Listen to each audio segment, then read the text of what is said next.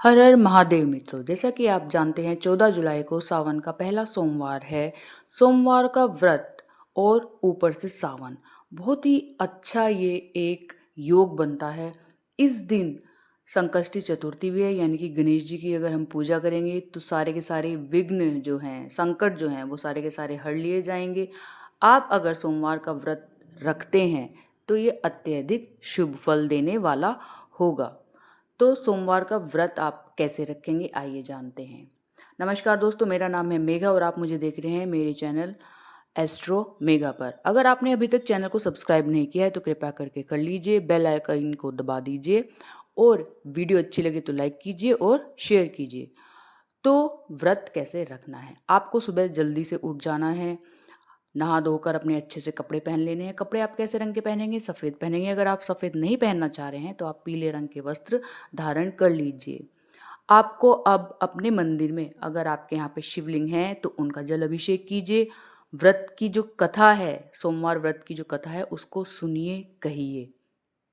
फिर आपको पूजा करने के बाद, आरती करने के बाद अपने पास के जो शिवालय है वहाँ पे जाके जल अर्पित करना है और भिन्न भिन्न प्रकार की सामग्री महादेव पर चढ़ाकर आपको उनको प्रसन्न करना है।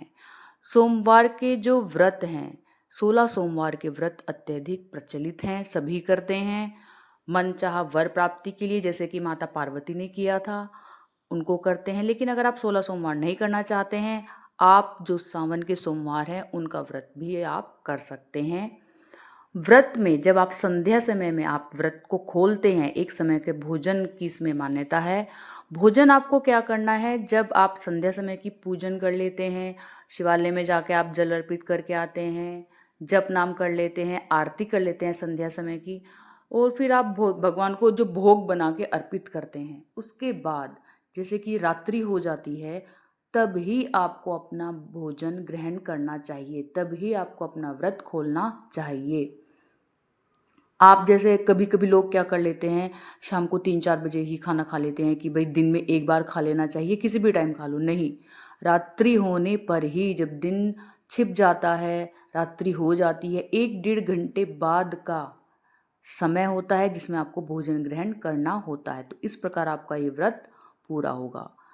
ठीक है, तो अब आपको हम जो सामग्री है वो बता देते हैं। सामग्री में आप क्या क्या चढ़ा सकते हैं, जो शिवालय में जाके आपको चढ़ानी होती है, अगर आपके घर में शिवलिंग है उस पर चढ़ानी होती है। बेलपत्र बहुत ज़्यादा इम्पोर्टेंट है, पंचामृत बहुत ज़्यादा इम्पोर्टेंट है, और आपको जो दुर्वा चढ़ानी है वो ज़्यादा ही महत्वपूर्ण है। दुर्वा गणेश भगवान जी को भी अच्छी लगती है और महादेव को भी बहुत ज़्यादा पसंद है। इसके अलावा आप अक्षत, हरी मूंग, गेहूँ ये भी ले सकते हैं, काले तिल ले सकते हैं।